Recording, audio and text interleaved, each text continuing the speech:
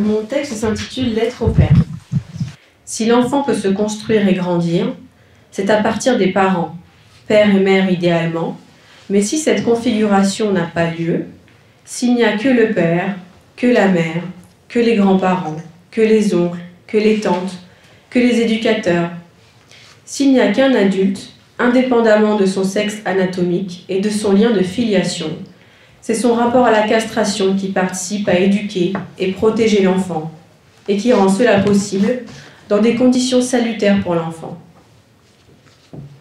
Je me réfère ici au séminaire de Fernando de Amorim de février 2023, au cours duquel il a apporté un éclairage à cette question qui me travaillait.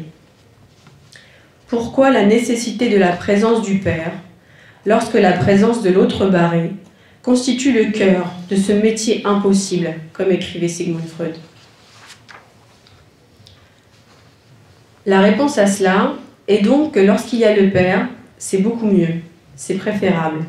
Mais s'il n'y a pas, s'il ne peut assurer cette responsabilité, s'il ne peut occuper cette position, alors il y a l'expression de l'autre barré ailleurs. Cette pensée de la difficulté d'être parent, père et mère, m'a donc rappelé la formule freudienne des métiers impossibles. Unmöglichen Beruf, écrit-il en 1937, lesquels sont das Regieren, das Erziehen et das Analysieren, le gouvernement, l'éducation et l'analyse. Certes, Freud les qualifie d'impossibles, mais il ne s'arrête pas à ce postulat. Il affirme: l'analyste doit satisfaire de très lourdes exigences.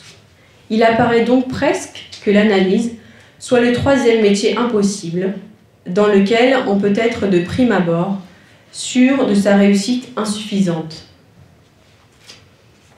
Il poursuit que le futur analyste soit une personne accomplie avant d'avoir abordé l'analyse, aussi que seules des personnes d'un si haut et rare accomplissement s'intéressent à ces métiers, on ne peut manifestement pas l'exiger. Mais où et comment le pauvre homme doit-il acquérir une telle aptitude idéale dont il aura besoin dans son métier? Freud répond et propose de commencer son analyse pour se préparer à son activité d'analyste, pour être admissible à cette formation, laquelle, pour des raisons pratiques, ne peut être que courte et incomplète, écrit-il. En 2023, et depuis plus de 20 ans, Amorim propose que la psychanalyse du psychanalyste soit sans fin, car la castration symbolique étant ni un accomplissement, donc c'est le terme de Freud Vollendung, ni une aptitude idéale à acquérir, le psychanalyste ne tourne pas le dos à toute possibilité de construire chaque jour ou presque sa rencontre avec elle. Ainsi, gouverner, éduquer, analyser sont pour Freud trois métiers impossibles, et pour cause.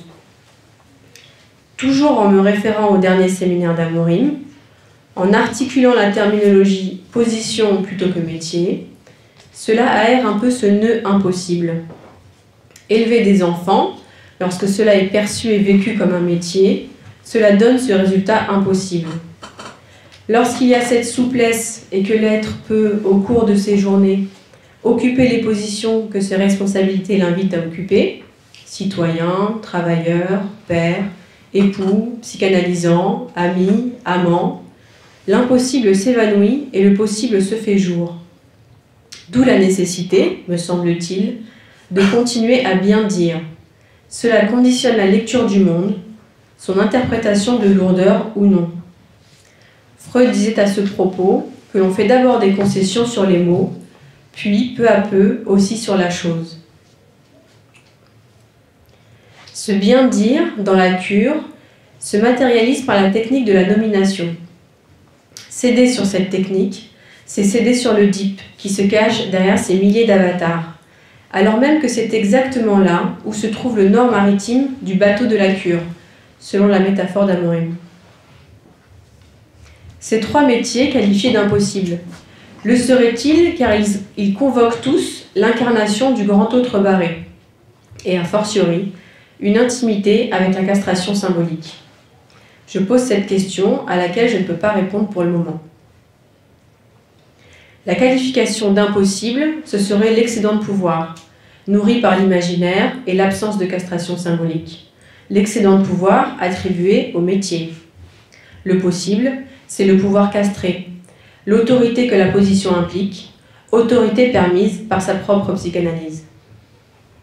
Gouverner exige de l'autorité, éduquer exige de l'autorité, mais d'abord avec soi-même. C'est la deuxième voie de dénouement qui assouplit ce nœud impossible. Il me semble donc là que ce qui caractérise la formulation freudienne d'Oudemöglich, c'est cette dimension d'avoir un pouvoir sur l'autre, un pouvoir sans rapport à la castration symbolique, à la merci du libido tous azimuts. Il est possible que cette dichotomie entre possible et impossible éclaire ainsi la différence qu'il y a à opérer entre l'autorité et l'autoritarisme, la fermeté et la sévérité, la bienveillance et les bonnes intentions, l'affection au lieu de la séduction et de la sensualité. Les premières se font au nom de la castration symbolique, tandis que les secondes viennent satisfaire la jouissance des organisations intramoïques. Dans son enseignement, Amorim utilise le terme de majeur. Voici sa définition. Je propose d'établir une distinction entre la position du moi en tant que majeur, la position du moi en tant qu'adulte et celle de l'être en tant que sujet. Cette distinction vise celles et ceux qui ont la responsabilité de prendre en charge, en tant que parents ou soignants, des mineurs ou des majeurs ayant des difficultés à vivre avec leur corps. Le moi du majeur a des droits propres à sa majorité. Sortir sans rendre compte à qui que ce soit, baiser, faire des enfants mais ne pas se sentir responsable de leur éducation, de leur intégrité corporelle, voire de leur vie. Le moi de l'adulte assume ses responsabilités qui découlent de ses actes et donc ses responsabilités envers ses enfants. L'être, dans la position de sujet, est d'un autre registre. Son moi est dégonflé et une fois sorti de psychanalyse, car comment advenir à cette position autrement, il s'engage avec la responsabilité de lui-même construire son existence. Ce qui implique de ne pas empêcher la construction de l'existence de l'autre, son enfant, son voisin, un inconnu. En d'autres termes, sa haine, qui est propre à ces organisations intramoïques, n'est pas le moteur manifeste ou latent dans son quotidien. Donc, s'il n'y a pas une petite intimité avec le grand autre barré et ses effets de castration quelque part, il n'y a ni père, ni mère, ni adulte. Il n'y a que des majeurs, des torpeurs de majeurs, des dégâts de majeurs, une inertie de majeurs qui conduisent les majeurs à enfanter, les enfants psychiquement à faire des enfants. Ainsi, si le parent n'a pas résolu traverser ses fantasmes oedipiens et ainsi accepter la castration, il continuera de les perpétrer avec sa progéniture par procuration. Freud a abandonné sa Neurotica en 1897. Les fruits défendus de la réalité psychique des patients et psychanalysants, abordés et reconnus comme fantasmes par eux-mêmes, ne cessent de lui donner raison. Lorsque ces fantasmes oedipiens ne sont pas réglés et ne cessent de tarauder les majeurs qui peinent à assurer leur rôle de parents, c'est la rencontre du fantasme oedipien dans toute sa splendeur. Un enfant est séduit par un adulte.